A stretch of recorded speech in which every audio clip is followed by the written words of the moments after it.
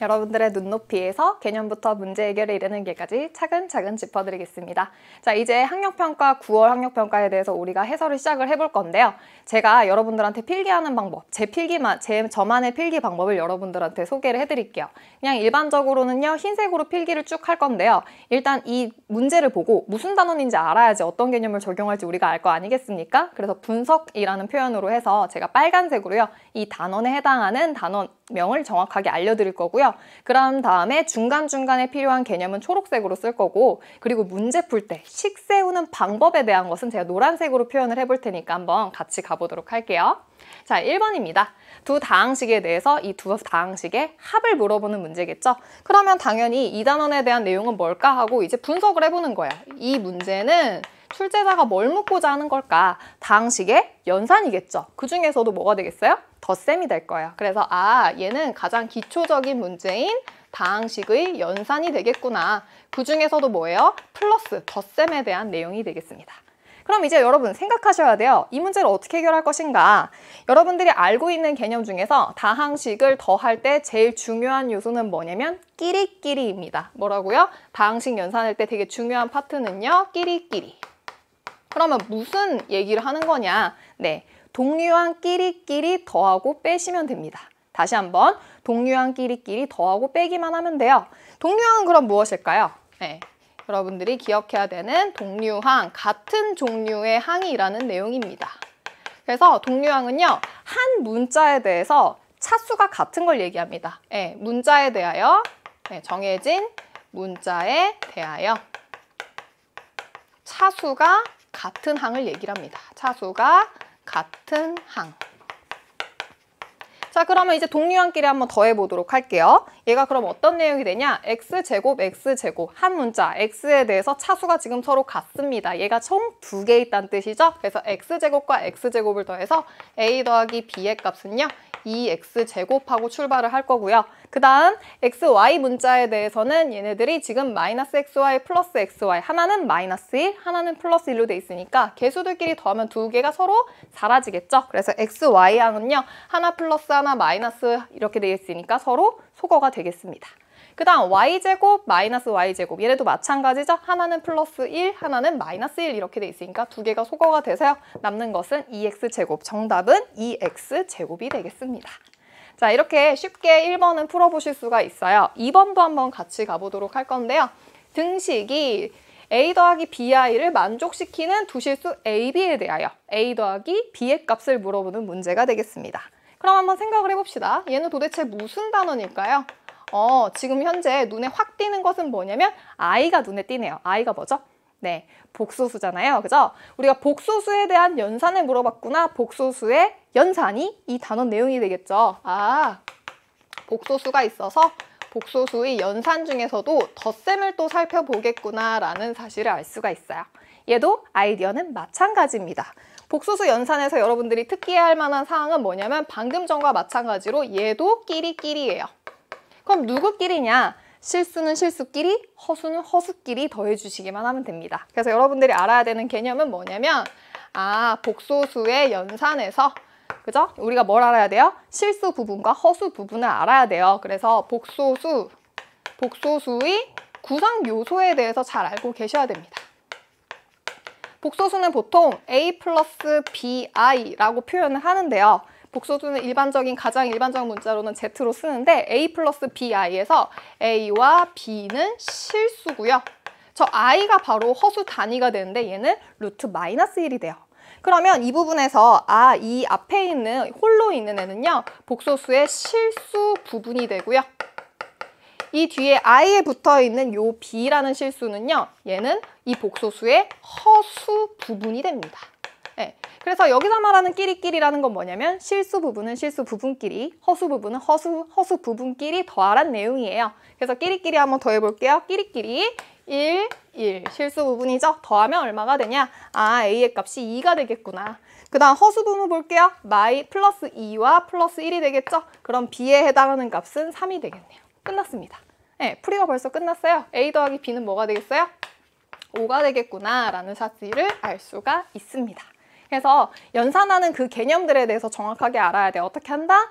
덧셈이든 뺄셈이든 복소수에서는 실수 부분은 실수 부분끼리, 허수 부분은 허수 부분끼리 이렇게 더해가지고 혹은 빼주셔서 계산을 하시면 되는데 여기는 덧셈이니까 더해주기만 하면 되겠죠? 그래서 정답은 5가 되겠습니다. 자, 2번도 이렇게 쉽게 쭉 가볼 수가 있고요. 3번 같이 가보도록 할게요. 이번에는 2차 부등식에 대한 내용이겠네요. 2차 부등식을 해결하는 방법에 대한 걸 물어보고 있으니까 만약에 내가 이 문제를 못 푼다면 여러분 교과서나 개념서에서 뭐 파트를 보면 돼요? 2차 부등식에 대한 내용들을 찾아보면 되겠구나 라는 사실을 알 수가 있어요. 여러분들이 2차 부등식을 푸는 거를요. 기계적으로 물론 풀 수 있을 거예요. 그렇지만 저는 이제 얘를요. 여러분들이 기하적으로 해석해가지고 전 그래프를 그려서 풀 거거든요. 한번 같이 가볼게요. 어떻게 접근할 거냐면 Y축이 있고요. X축이 있습니다. 제가 지금 이 좌표 평면을 나타낸 이유는 뭐냐면 얘를요. 함수로 접근할 거예요. 1,0, 5,0을 지나는 함수로 생각을 해보면 여기 1,0, 그 다음 여기 5,0 그리고 이렇게 아래로 볼록인 y는 x-1, x-5라는 함수가 있거든요. 이건 잘 그리실 수 있죠? 거기에서 지금 0을 기준으로 해서 0보다 작은 부분을 찾으라고 했으니까 저는 이제 y는 0을 표시해 볼 거예요. 얘는 요 y는 0이 x축이지 해서 y는 0. 근데 y는 0보다 작아야 된대요. 누가? 이 이차함수 부분이. 그럼 작으니까 아래쪽을 봐야 되겠죠? 그럼 아래쪽을 보면 어느 부분이냐면 이 부분이네요. x의 범위가 이미 나왔구나. 얼마예요? 1 이상 5 이하. 그래서 문제에서 뭐 찾으라고 했냐면 자연수 x의 개수를 찾으라고 했으니까 1, 2, 3, 4, 5 5개죠? 그래서 정답은 몇 개가 될 거다? 5개가 될 거구나 라고 생각을 해보실 수 있어요. 그런데 이제 이걸 기계적으로 푸는 친구들은요. 어떻게 개념을 기억하시면 되냐면 2차 부등식의 해에서 a로 묶어가지고요. x-알파, x-베타 그게 0 이하다. 이때 a는 0보다 크고요. 알파랑 베타의 크기 관계가 이렇게 정리되어 있을 때 그때 해는 뭐가 되냐면 x가 알파와 베타 사이에 있겠구나라고 바로 개념 정리를 통해서 확인을 해보실 수가 있어요. 알파 이상, 베타 이하다. 그러면 이 조건 하에서 이 부등식이 왜 이렇게 해결되냐면 a가 지금 0보다 커요. 그러면 아래로 볼록인 이차 함수잖아요. 이런 개형이 나올 거예요. 그죠?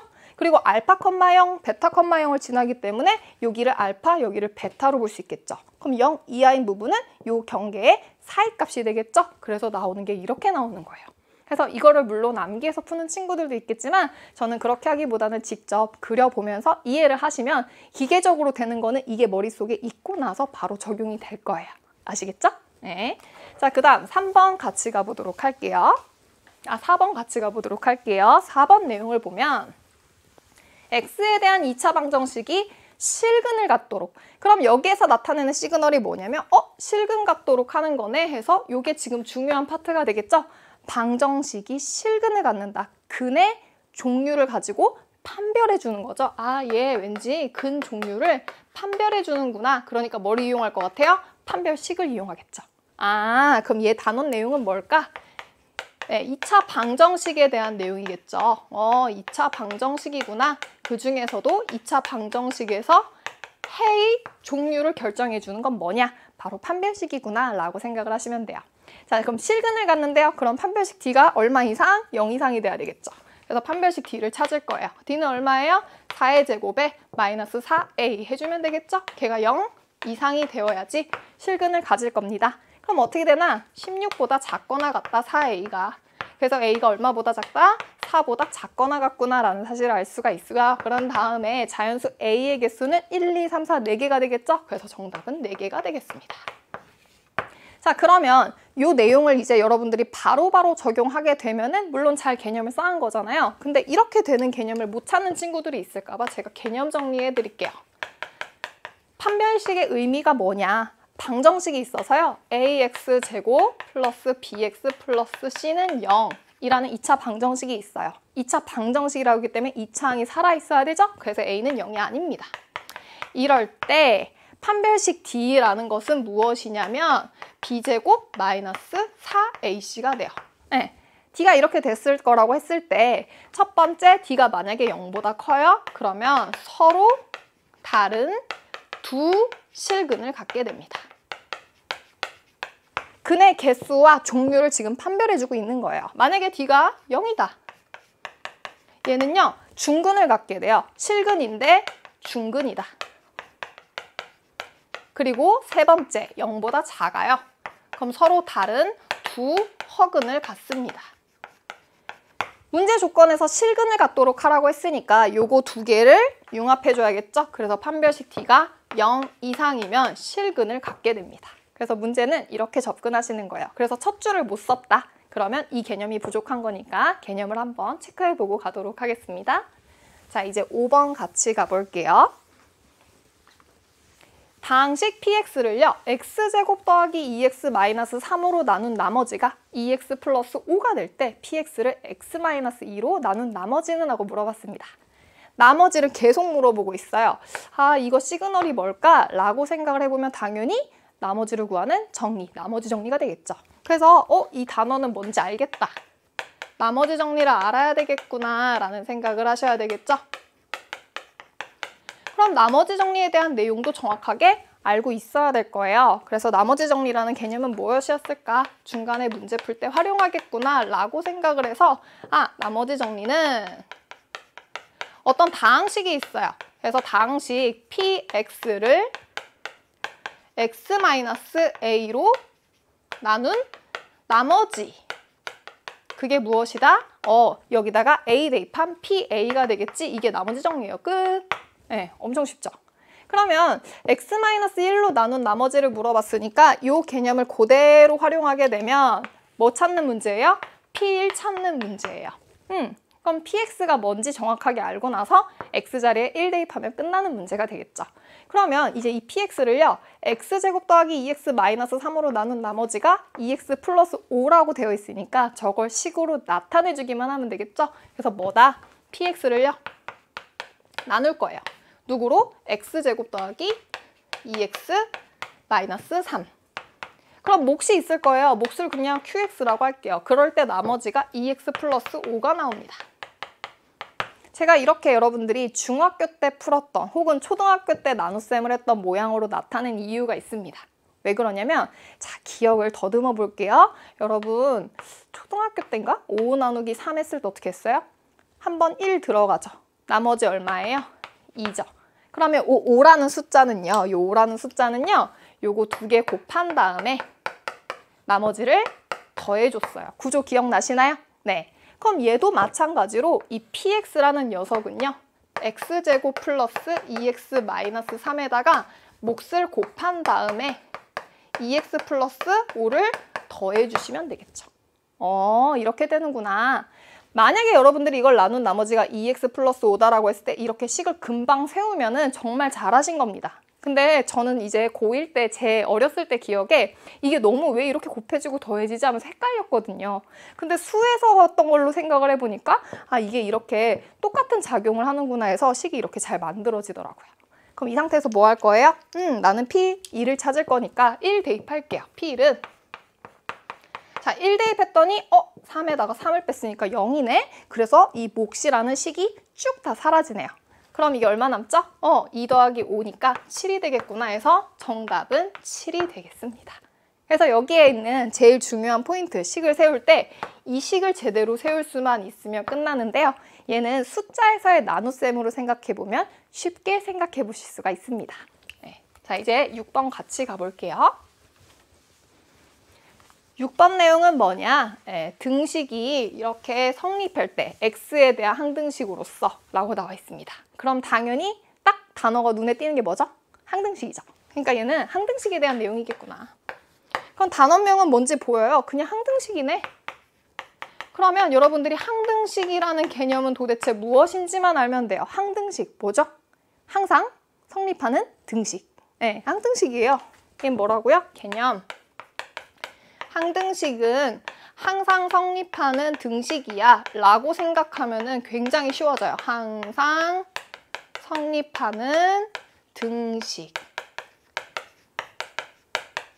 등식이 서로 같다는 의미잖아요. 그죠? 서로 같다. 그럼 이제 여러분들이 어떻게 풀면 되겠어요? 두 식이 똑같으면 끝나겠죠. 그래서 우리 어떻게 할 거냐면 이제 같은 문자들끼리 쭉 비교해 볼 거야. 뭐를? 개수를. 그래서 개수 비교법으로 문제를 먼저 풀어보도록 하겠습니다. 그래서 첫 번째 솔루션이에요. 뭘 쓸 거라고? 개수를 비교할 거라고요. 개수 비교법.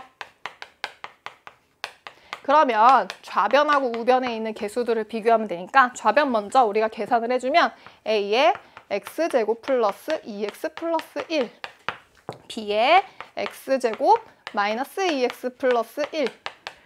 걔네들을 먼저 정리를 해줄게요. 좌변에 있는 식을. 그러면 얘는 뭐가 되냐?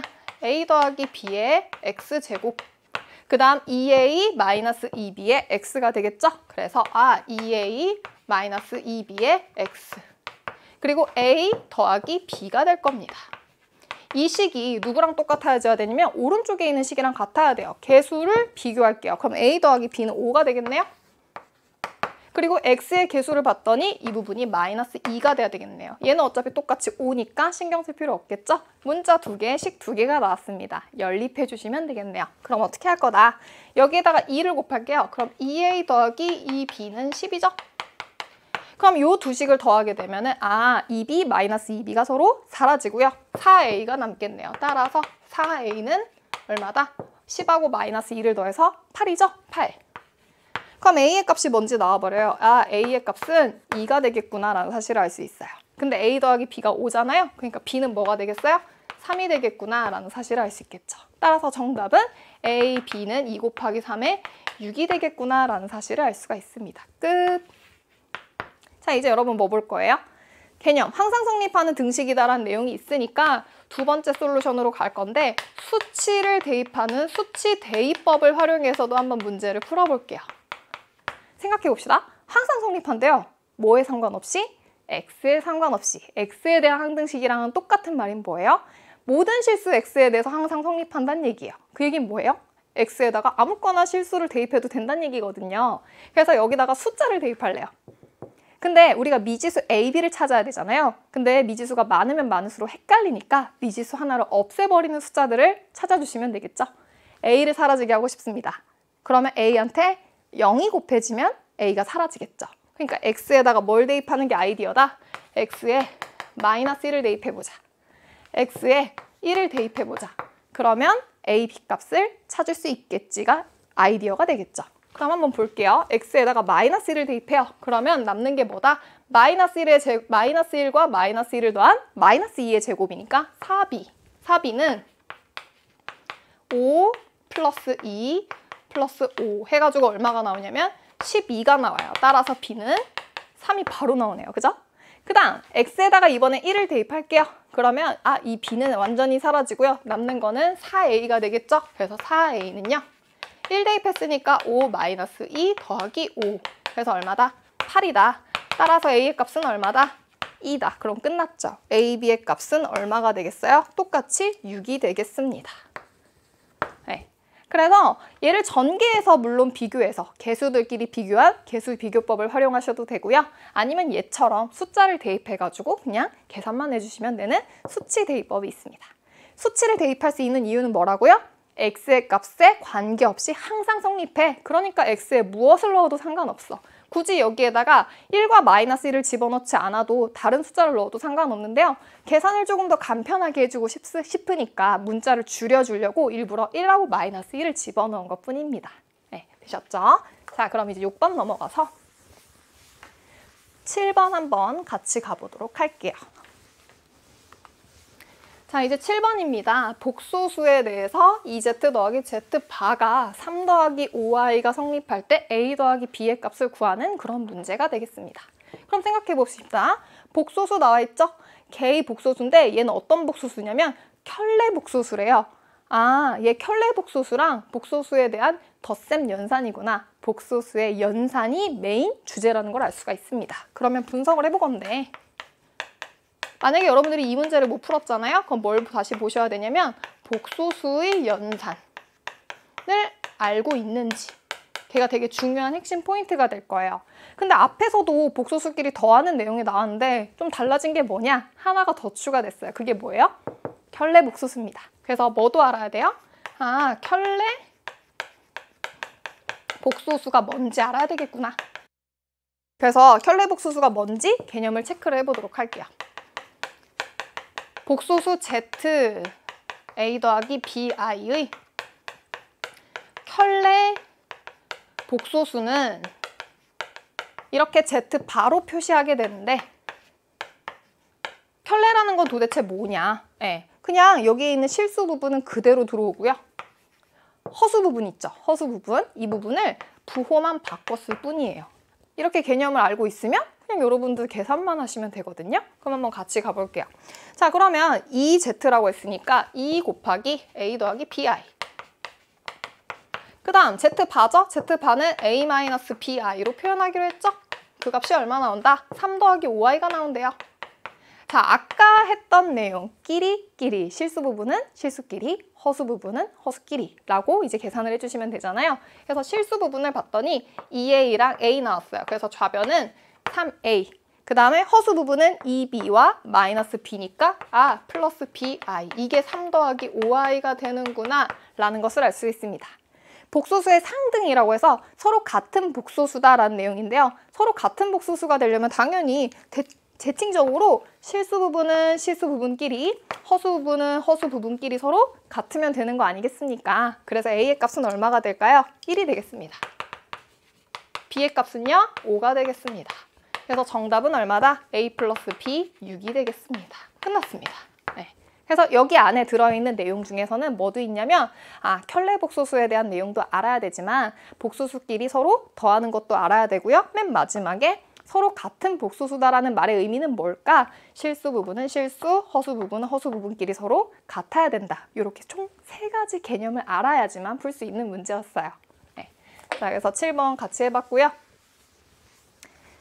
8번을 이제 보시면 직선을 y는 x 직선에 대해서 대칭 이동한 직선의 y절편은 하고 물어봤습니다. 그럼 키워드들이 조금 보이죠? 키워드들 봤더니 대칭 이동이래요. 그럼 이 단원의 내용은 도형의 이동 중에서도요, 대칭 이동이구나 라는 사실을 알 수 있어요. 그럼 대칭 이동에 대한 내용들을 복습을 해보시면 되겠죠? 못 풀었다면. 그러면 이 직선에 대해서 대칭 이동했다는 건 도대체 뭘까라고 생각을 해보는 거죠. 2x 더하기 3y 더하기 6은 0인데 직선 y는 x에 대해서 대칭 이동했대요.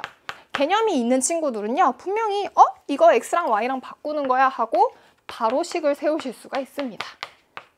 개념이 없는 친구들은 여기에서 여기로 넘어가는 것을 알 수가 없어요. 그러니까 개념 한번 챙겨볼까요? 어떤 개념이에요?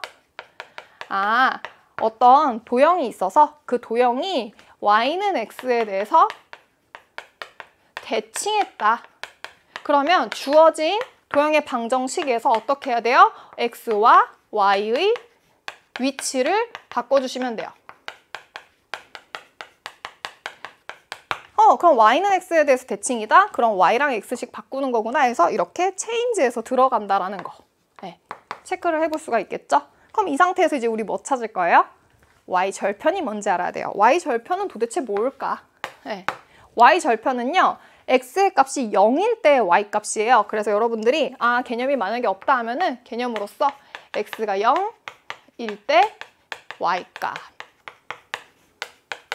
개념 정이기 때문에 여러분들이 이렇게 체크를 해주시면 돼요. y절편에 대한 개념이다. 그럼 이제 뭐 찾아주면 돼요? x에다가 0을 대입해 주시면 되겠죠? 따라서 x에 0을 대입하면 2y 더하기 6은 0. 따라서 y의 절편은 마이너스 3이 되겠구나 라는 사실을 알 수가 있습니다. 그래서 정답은 얼마라고요? 마이너스 3이 되겠습니다. 자, 이렇게 8번도 쭉 쉽게 봤고요. 9번 한번 볼게요. 다항식이 인수분해가 된대요. 그럴 때 상수 A, B에 대해서 A 더하기 B의 값을 구하는 문제일 거예요. 키워드는 뭐예요? 인수분해구나. 그러니까 이 단원 내용은 당연히 뭐겠습니까? 인수분해겠죠. 그래서 인수분해를 잘 못하는 친구들은요, 인수분해 어떻게 해야 되지? 하고 잘 찾아보시면 돼요. 근데 인수분해의 가장 기초적인 부분은 뭐냐면 공통인수를 끌어내는 거예요. 다시 한번 공통인수를 끌어낸다. 그럼 이제 생각을 해봅시다. 그럼 인수분해 개념에서 접근을 했을 때 어떻게 풀 거냐면요. 다른 풀이도 있어가지고 직접 인수분해하는 방법 풀이 먼저 보여드릴게요. 얘가 x제곱 플러스 x, x제곱 플러스 x 플러스 1 하고 마이너스 6을 이제 인수분해를 할 거예요.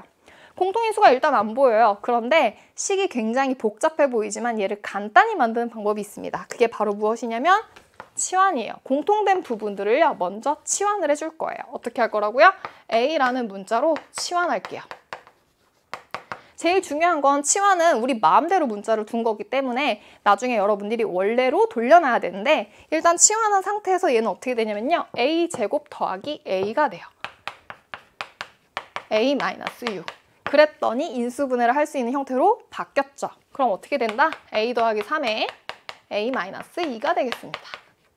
원래대로 돌려놓읍시다. 원래대로 돌려놓으면 어떻게 되냐? A 자리에 X제곱 더하기 X로 바꿔치기 해야 되고요. X제곱 더하기 X로 또 바꿔치기를 해야 돼요.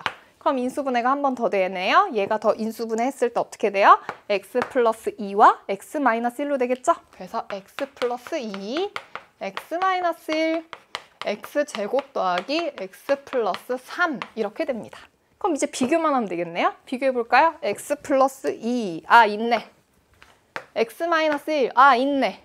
마지막 X제곱 더하기 X 더하기 3이 나와야 되니까 이렇게 개수를 또 비교해보는 겁니다. A의 값이 얼마? 1, B의 값이 얼마? 3. 그래서 두 개를 더한 값은 4가 되겠습니다. 1 더하기 3 해서 4. 정답은 4가 되겠습니다. 네. 자, 이제 제가 이렇게 쭉 정리해봤는데요. 이거 직접 인수분해 안 하더라도 풀 수 있는 방법이 있어요. 어떻게 풀 거냐면 이게 얘네 두 개의 식이 서로 결과적으로는 같다는 거잖아요. 그죠? 항등식이네요. 항등식의 관점에서 접근을 하게 되면 뭐를 할 수가 있냐면 수치 대입을 할 수가 있어요. 아, 예, 수치 대입해보자. 저식은 항상 성립할 테니까요. 인수분해된 결과니까 등식을 계속 쓰는 거잖아요. 그러면 여러분들이라면 숫자를 얼마 대입하고 싶으신가요? A랑 B 값을 찾고 싶어서. 여기에다가 마이너스 2 또는 1을 대입하면 큰일 납니다. 왜? 이 식이 다 사라져버리기 때문에 A와 B에 대한 정보를 아예 찾을 수가 없거든요. 그래서 어떻게 할 거냐면 마이너스 2와 플러스 1 제외한 나머지 숫자들을 대입을 해보실 거예요. 그냥 저는요. 여기를 0으로 만드는 x는 0 대입할게요. 그래서 0 대입하면 이쪽이 쫙 다 0으로 사라지고 마이너스 6만 남겠죠. 그래서 x에다가 0을 대입해 보도록 하겠습니다. 0 대입하면 좌변 마이너스 6. 0 대입하면은 2랑 마이너스 1을 곱하고 나서 b가 남죠. 마이너스 2b가 될 거예요. 아, 그럼 b 바로 나온다. b 얼마예요? 3이죠. 네. 또 숫자 간단한 거 뭐 대입해 볼까요? 마이너스 1 한번 대입해 볼까요? 마이너스 1 대입하면은 여기서 2가 나오고요. 좌변이 2 나오고, 마이너스 1 대입하면 죄송합니다. 플러스 1과 마이너스 1이니까 또다시 0이 되죠? 그럼 남는 거 마이너스 6. 마이너스 1 대입할게요. 마이너스 1 대입하면 여기는 1 나오고요. 여기는 마이너스 2 나오고요. 여기는 1, 마이너스 A 더하기 B가 나오는데 B의 값이 아까 구해놨던 거 3이기 때문에 4 마이너스 A, 마이너스 2에 4 마이너스 A가 될 거예요. 그래서 마이너스 2에 4 마이너스 A가 된다.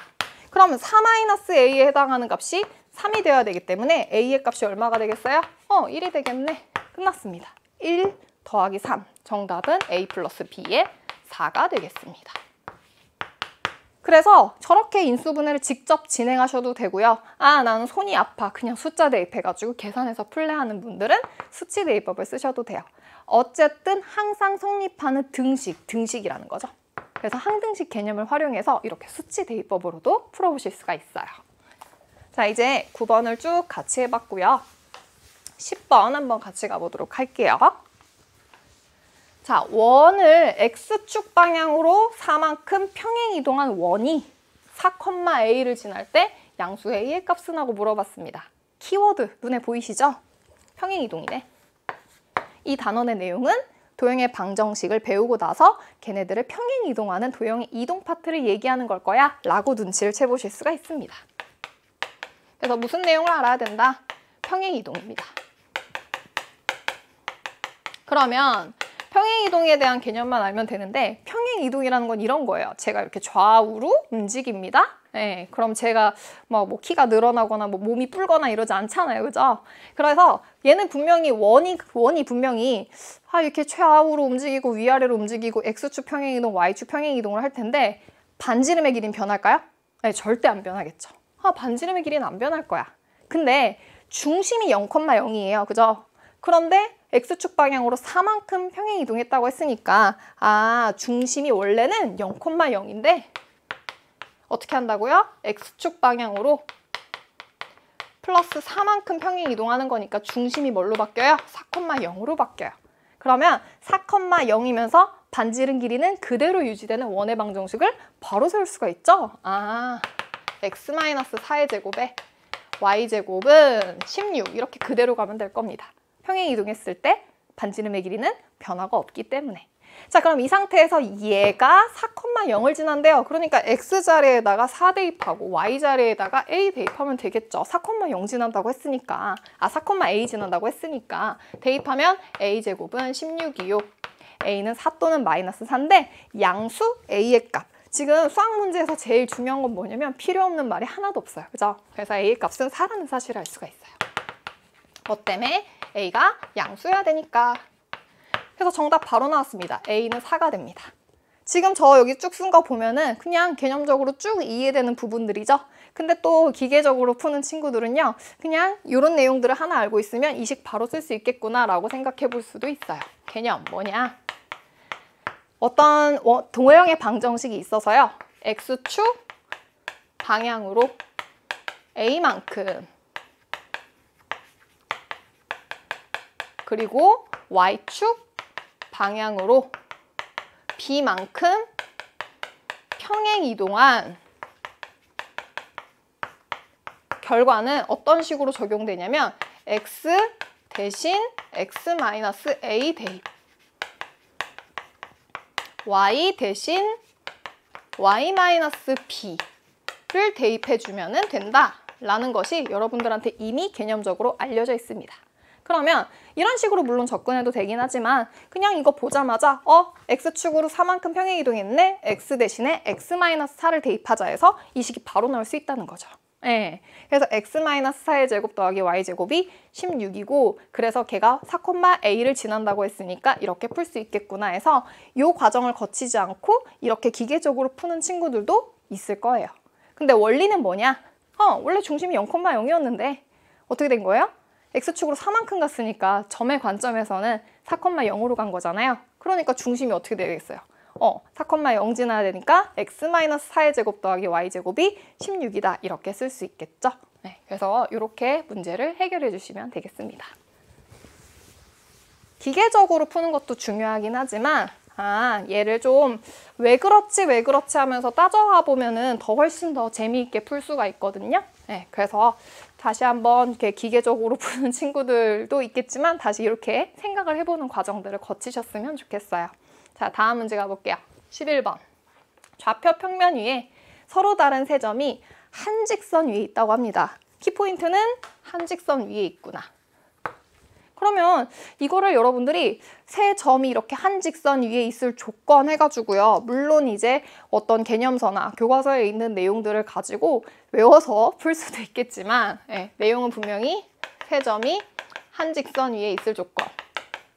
세 점이 한 직선 위에 있을 조건이긴 한데 걔네들을 외우기보다는요 생각을 하자는 거죠.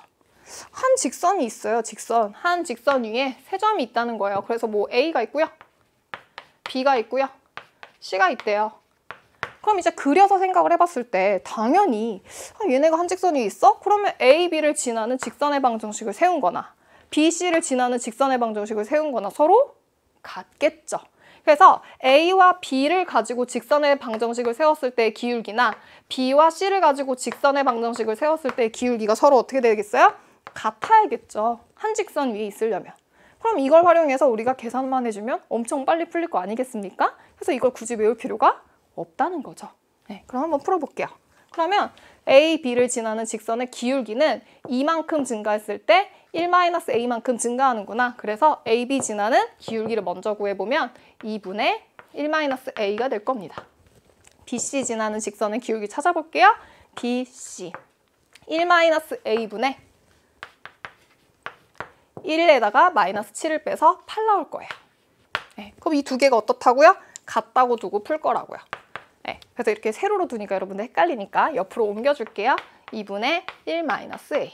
네. 자, 그렇게 되면 1 마이너스 a의 제곱이 16이 되는 거죠. 대각선끼리 서로 곱합니다. 그죠? 따라서 1 마이너스 a를 바로 찾을 수가 있어요. 4 또는 마이너스 4. 그러면 a의 값이 이 경우에는 언제 얼마가 나오냐면 이때 a는 마이너스 3 나오네? 이때 마이너스 4 나오려면 a의 값이 5가 나와야 되겠구나 라는 사실을 알 수가 있고요. 그 중에서도 세상에 필요 없는 조건은 없다고 했죠? 양수래요, 양수. 그러니까 뭐 찾을 거야? 답이 5가 되겠구나 라는 사실을 알 수 있어요. 왜? a가 양수라고 했으니까. 그래서 정답은 얼마인가요? 정답은 5가 되겠습니다. 네. 그래서 문제 풀 때마다 여기에 있는 조건 중에서 버리는 조건은 하나도 없다라는 거 꼭 기억을 해주세요.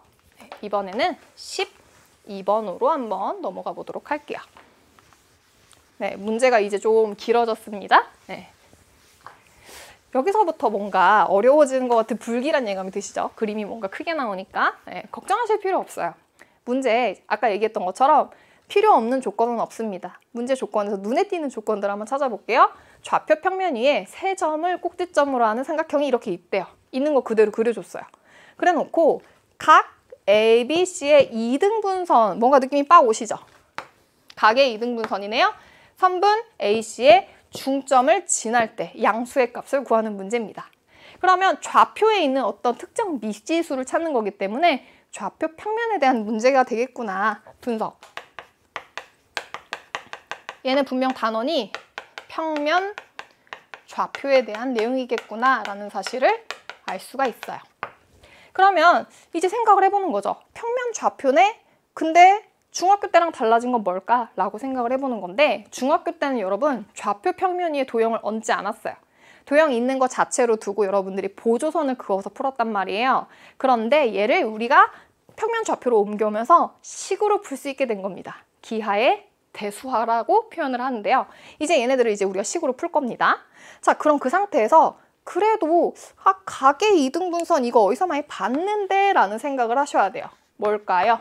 네, 중학교 때 배웠던 개념을 활용하면은 이 문제를 되게 쉽게 풀 수 있어요. 중학교 때 각의 이등분선에 대한 정리를 배운 적이 있습니다. 그래서 걔를 복습하고 지나갈 거예요. 개념. 너무 오래전이야 중학교를 졸업한 지가. 그래도 기억하셔야 돼요. 각의 이등분선 정리. 제가 뭐 정리라고 표현하긴 했지만 그냥 각의 이등분선의 성질 정도로 생각하시면 돼요. 그러면 일단 각이 이등분된 게 있어야 되겠죠. 그래서 삼각형이 이렇게 있어가지고 A, B, C가 있습니다. 그럼 각이 일단 이등분 돼야 되지. 이등분이 되어야 요거에 대한 성질들을 얘기할 수 있기 때문에 각이 이렇게 이등분 됐을 때 각이 서로 같아요. 이렇게. 그럴 때 이 선에 대해서 BC랑 만나는 점을 D라고 하겠습니다. 그럼 어떤 일이 벌어지냐면 AB 길이 대 AC 길이는요.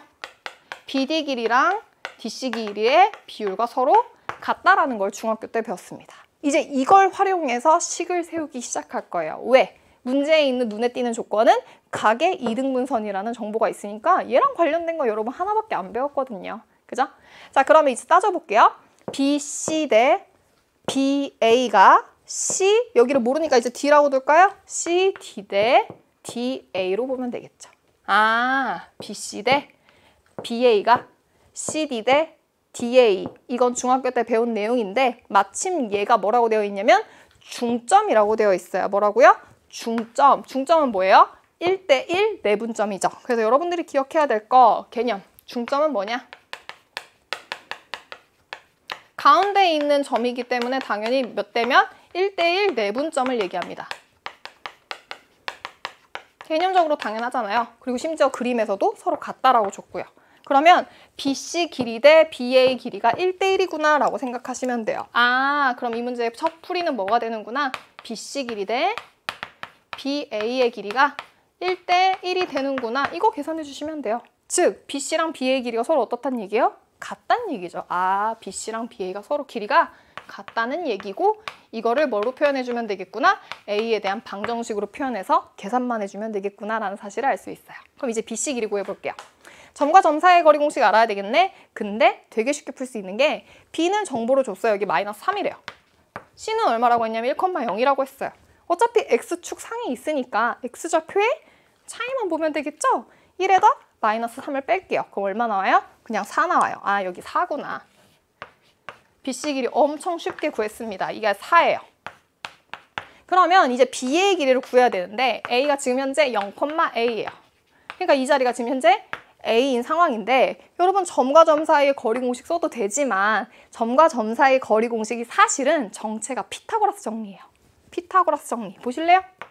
요거를 들여다보면 얘네가 직각이죠? 예, 직각이고 그럼 이 길이 제곱 더하기 이 길이의 제곱은 이 빗변의 길이의 제곱이 나오는구나 라는 걸 알 수 있으니까 x좌표의 차이의 제곱, y좌표의 차이의 제곱 한다면 뭐 씌우면 돼요? 루트 씌우면 AB 길이 나오겠구나 라는 사실을 알 수 있어요. 그러면 볼게요. 얼마? 3의 제곱. 그러니까 9. 얼마? A의 제곱. 그러니까 이렇게. 그게 얼마다? 4다라는 걸 알 수 있고요. 따라서 A 제곱 더하기 9는 4, 16이 돼서요. A의 값은, A 제곱의 값은 7이 되니까 A는 플러스 마이너스 루트 7이 나오는데 A 위치 보세요. Y의 값이 0보다 큰 값이죠? 양의 실수로 나와야 되겠네요. 그래서 루트 7이 되겠습니다. 그래서 정답은 얼마다? 루트 7이 정답이 되겠습니다. 네. 그래서 문제를 이렇게 또 쉽게 접근을 해보실 수가 있어요. 그러니까 좌표 평면이 딱 등장했을 때 겁먹지 마시고요. 내용이 보니까 가계 이등분선이 있어. 가계 이등분선에서 여러분들이 배운 건 딱 하나밖에 없어요. 중학교 때 뭐예요? 가계 이등분선에 대한 성질, 정리를 알고 있으면은 이 식 그대로 갖다 끌어다 쓰시면 돼요. 네. 그래서 중점이라는 내용, 1대1 내분점이다. 개념적인 부분들을 꼭꼭 짚고 넘어가셨으면 좋겠습니다. 자, 이제 13번 같이 갈 건데요. 13번 여러분들이 좀 어려워하셨을 것 같아요. 사실 얘가 3점짜리 마지막 문제긴 한데 여러분, 제가 여러분 마음 잘 알지 않겠습니까? 이거 제가 봤을 때 4점짜리예요. 네, 여러분 수준에서는. 왜 이 문제를 여러분들이 어려워하는지 한번 같이 가볼게요. 뭔가 이렇게 활용된 문제들을 잘 못 찾게 되는 것 같아요. 선분 길이 2개 더한 것의 최소값은 네. 뜬금없이 길이의 최소값을 찾으래. 난 점과 점 사이의 거리 공식 딱 쳐가지고 그냥 하나만 구하고 싶은데 최대도 있고 최소도 있고 뭐 왔다 갔다 한다는 얘기인데 그런 순간 여러분들이 무너집니다. 저 너무 잘 알고 있거든요. 왜냐면 저도 이제 중학교 때 이제 고등학교 1학년 거 좀 공부하고 갈 때 이 부분을 좀 어려워했던 것 같아요. 그래서 여러분들하고 같이 가볼게요. 최소값이래요. 길이의 최소값 어디서 많이 봤어요? 어디서 많이 봤냐면 대칭이동 파트에서 봤어요.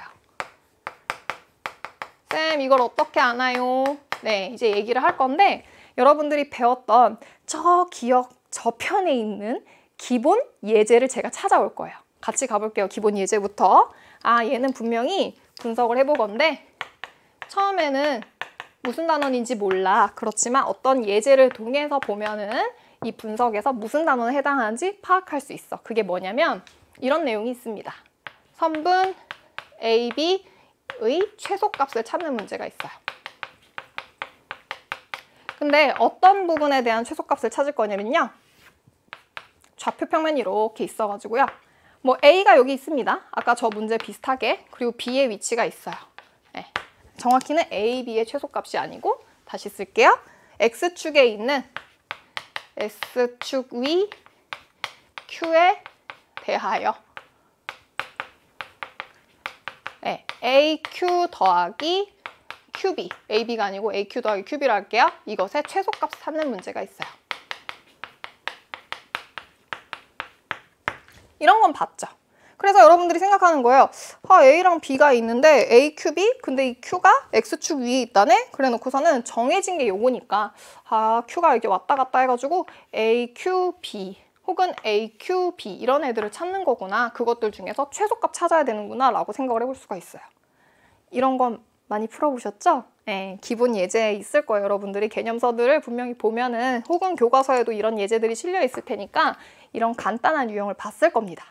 그러면 사실 이것도 조금 어려워한다는 거 너무 잘 알고 있어요. 얘를 어떻게 하면은 쉽게 구하실 수 있냐면요. 최소값이라는 거는 최단이에요. 근데 얘네들은 점과 점 사이의 거리를 얘기하는 거죠. 그래서 최소값은 최단거리야 라는 아이디어를 생각을 해보시면 돼요. 여러분 최단으로 가고 싶으면 어떻게 갑니까? 막 구부러져서 막 이렇게 왔다 갔다 하나요? 아니죠. 막 돌직구 하듯이 직선으로 막 뛰어가잖아요. 마찬가지예요. 그래서 최단거리 구할 때는요, 여러분들이 딱 직선 위에 있게끔 하면 돼요. 그게 포인트예요. 그래서 직선을 만들어내고 싶어. 그치만 이렇게 X축 위에 있는 점 Q를 지나가야 되기 때문에 직선으로 달려갈 수가 없어요. 그럼 우리는 어떻게 할 거냐면 이 직선을 만들어낼 거예요. 뭐라고요? 얘를 만들어낼 거야. 그럼 얘를 어떻게 만드냐? 이 Q를 무조건 지나야 되잖아요. 그러니까 B가 이 Q의 저편에 있으면 되겠죠. 아, X축 위로 올라가면 되겠구나 라는 생각을 해보실 수가 있습니다. 그러면 이거 그럼 X축 위로 올리고 싶은데 어떻게 올리면 좋을까? 라고 생각했을 때 이 QB랑 길이가 정확하게 같은 애를 옮겨주면 되겠죠. 그래서 여기 기준으로 해서 QB 말고 여기 기준으로 해서 QB 해볼게요. 얘를 기준으로 해서 QB를 구하시면 QB, 네, 얘를 기준으로 해서 Q를 설정해 볼게요. 그러면 얘랑 길이가 같아지게끔 하는 점 B를 올려줄 거예요. 이 B를요, B'라고 부를게요. B'. 그럼 어떻게 하면 같아지냐? 두 개 길이가 같다는 거는 요 이등변 삼각형처럼 만들어낼 거예요. 요게 지금 빨간색으로 표시할게요. 수직이고 이등분 되게끔 하면 요 두 개의 길이가 서로 같겠구나 라는 사실을 알 수가 있어요. 여기 90도, 여기 이등분. X축에 대해서 대칭 이동한 거죠. 그러면 당연히 얘가 두 개 길이 같고 수직이 이등분이니까 요거 이등변 삼각형이고요. QB랑 QB'가 서로 같을 겁니다. 아, A, Q 더하기 QB는 AQ 더하기 QB'랑 같겠구나. 왜? 대칭 이동 시켜가지고. X축 대칭 이동. 그렇게 되는 순간 여러분들은 AQ랑 QB'가 최단이 되는 걸 알 수밖에 없어요. 어떻게 만들 수 있어요? 직선으로 만들어낼 거예요. 일직선. 그래서 이 직선을 어떻게 만들어내냐? 그냥 이거 두 개 이으면 돼요. 그러면 그때 Q가 결정되죠. 아, 이렇게 대칭 이동시킬 때는요, 누구를 건드려야 되냐면 여러분, 이동하는 점을 건드리는 게 아니고 고정된 점 중에 하나를 골라서 이동시키면 돼요. 그러면 얘의 최단 거리를 구하실 수가 있습니다. 그럼 언제 최단이 되냐? 이렇게 A, B''를 만들어낼 때 얘가 뭐가 되는 거예요? 최단거리가 되는 겁니다. 그러면 이 문제는 여러분들이 일반적인 기본 개념에서 풀어본 문제일 거예요. 그럼 원래 문제로 돌아가 봅시다. 이 원 위에 있는 점 P가 있대요. 네, 점 P만 얘기하는 게 아니고요. 원을 움직이고 있는 점 P에 대해서 얘기하고 있기 때문에 여러분들이라면 이 원을 어떻게 하고 싶나요? 맞습니다. X축에 대해서 대칭 이동을 시켜버리면 이 점과 원 위에 있는 점을 이어서 최단 거리를 구하실 수가 있겠죠. 아, 얘 이렇게 하면 되는구나 라는 사실을 알 수가 있어요. 그럼 이 개념을 활용해서 봤을 때 얘는 분명히 뭐에 대한 내용일 거다? 대칭 이동의 활용에 대한 문제겠구나. 이렇게 파악을 해볼 수가 있다는 거죠. 비슷한 유형들을 찾아서. 자, 그럼 얘처럼 한번 해볼게요. 요걸 지우고 이제 본풀이로 들어갈 건데 저 좌표에서 우리가 이 원을요, X축 대칭 이동해서 옮겨 놓을 거예요. 자, 그래서 옮겨 놓을게요. 그러면 이제 좌표 평면에서 우리가 아래쪽 말고 위쪽을 보겠죠? 왜냐면 얘를 대칭 이동하는 순간 얘네들의 중심 좌표를 먼저 찾아야 될 거예요. 얘 지금 현재 중심 좌표는 뭐냐면 6,-3이라는 거 알 수 있거든요. 그럼 생각해 봅시다. X축에 대해서 대칭 이동해요. 그럼 X좌표는 그대로 따라갈 거예요. 그죠? 2등분 돼야 되니까 수직 2등분. 그럼 X좌표는 그대로 있는데 Y좌표가 뭘로 바뀌어요? Y좌표의 부호가 바뀌어서 6,3으로 바뀌겠구나라는 걸 알 수 있겠죠. 그럼 대칭 이동해도 어때요, 여러분? 대칭해도 네, 원의 반지름의 크기에는 변화가 없습니다. 그래서 여기를 뭘로 잡으면 되겠어요? 아, 6,3으로 잡으면 되겠구나라는 사실을 알 수 있어요. 그리고 반지름 길이는 변화가 없죠? 반지름 길이 지금 현재 4니까 2의 제곱, 반지름 길이는 2라는 것을 알 수가 있습니다. 그럴 때 점 A가 있는데 점 A의 좌표가 지금 0,-5라고 했어요. 그럼 여기 A라고 표현하고 -5라고 쓰도록 하겠습니다. 이제 우리는 뭐 찾으면 돼요? 아, 저기에서 AQ 더하기 QP의 최소값을 구할 건데요. 이제 우리가 여기 있는 점을 P라고 했을 때 여기에 있는 점들을 P''라고 표현할 수 있겠죠. 대칭 이동시켰으니까. 그러면 QP랑 QP-랑 서로 길이가 같아질 거잖아요. 아까와 마찬가지의 원리대로. 그래서 AQ 더하기 QP-랑 이제 더할 건데 얘의 최단거리를 찾을 거예요. 이제 최단거리 어떻게 할 거라고요, 여러분? 일직선으로 만들 거예요. 다시 일직선으로 만들 거예요. 그러면 이 원, 대칭 이동된 원에 대해서 이렇게 해가지고 그러면 언제 최단거리가 되지? 언제 최단거리가 되지? 하고 최단거리를 찾을 거란 말이에요. 그런데 원에서 최단거리 찾는 문제도 여러분들이 경험해 보신 적이 있을 겁니다. 보조선을 찾아야 돼요. 원에서 제일 중요한 보조선은 뭐냐면요. 중심 지나는 선이에요. 다시 중심 지나는 선. 그러면 중심 지나는 선은 이렇게 그었습니다. 그럼 최단은 언제일까요? 최대거리는 여기죠. 최단거리는 여기가 되겠죠. 이 길이가 AP의 최단거리가 되겠구나라는 걸 알 수가 있어요. 그래서 이 점을 이어가지고요. 얘의 최단거리는 그럼 어떻게 되냐면 중심과 점 A 사이의 거리를 구한 다음에 반지름 길이만큼 빼주면 제일 짧은 거리가 나올 겁니다. 그래서 어떻게 할 거예요? 점 A와 이 점을 그러면은 제가 중심이니까 C-라고 표현할까요? AC-의 길이에서 반지름 길이만큼을 빼주면 되겠구나. 반지름은 2니까. 그럼 이제 여러분 뭐만 하시면 돼요? 점과 점 사이의 거리 공식만 아시면 되겠죠. 그래서 점 A는 마이너스 0,-5고요. 점 C-는 6,3이니까 X좌표의 차이에다가 Y좌표의 차이에다가 제곱해서 합해준 다음에 루트 씌운다. 뭐였죠? 피타고라스 정리에서 나온 내용이라고 했었죠. 그래서 6의 제곱에 36.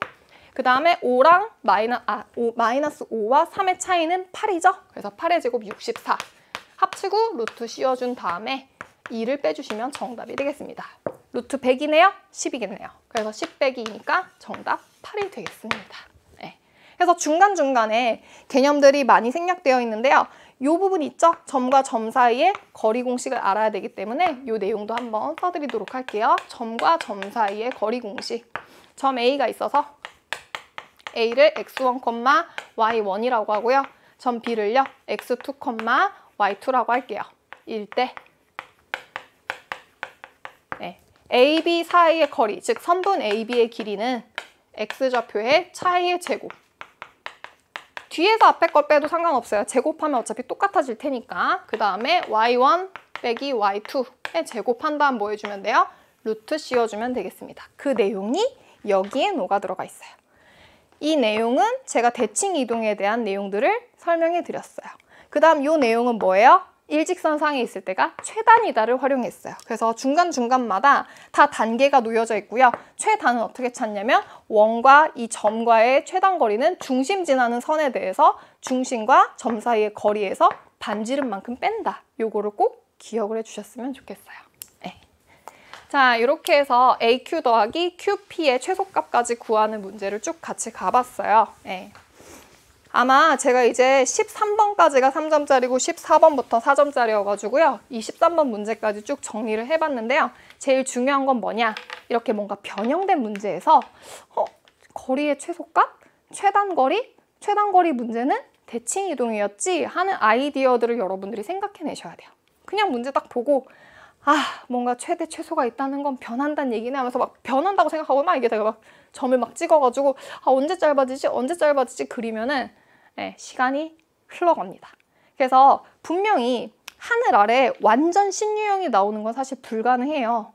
이미 기존에 있는 문제를요 조금씩 바꿔가지고 변형되면서 신유형들이 나오는 거거든요. 그래서 여러분들이 기존에 있는 이 문제를 보고 어디서 많이 봤는데 하는 생각들을 가지고 기본 개념서나 교과서에 있는 유제들 혹은 예제들을 생각해 보면서 그와 유사한 문제로 바꾸려는 노력을 하셔야 돼요.